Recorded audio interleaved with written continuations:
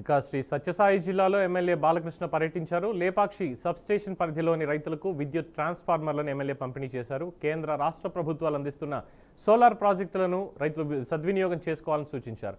Solar విద్యుత్ వల్ల ఎన్నో ఉపయోగాలు ఉన్నాయని రైతులకు వివరించారు. ప్రభుత్వం సబ్సిడీ కింద ఈ సోలార్ ప్రాజెక్టులను అందజేస్తోందని ఎమ్మెల్యే బాలకృష్ణ రైతులకు తెలియజేశారు. కేంద్ర ప్రభుత్వం ఎన్డీఏ కేంద్ర ప్రభుత్వం యొక్క సహాయ సహకారాలతో ఇవాళ మళ్ళీ ఒక విప్లవాన్ని మొదలుపెట్టారు ఆయన. అంటే ఒక ఆర్థిక వనరులను సృష్టించడానికి అహర్నిశలు ఆయన కృషి చేస్తున్నారు.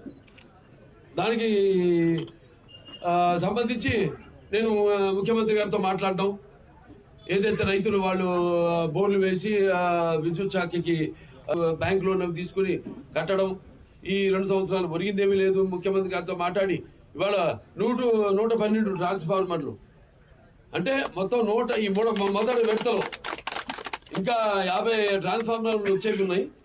సో ఇవాళ ఇక్కడ లేపాక్షిలో మొత్తం 23 ట్రాన్స్ఫార్మర్లు 55 లక్షలతో మొత్తం 23 మందికి రైతులకి వాళ్ళకి విద్యుత్ రంగంలోనే ఒక విప్లవం తీసుకోవడం జరిగింది.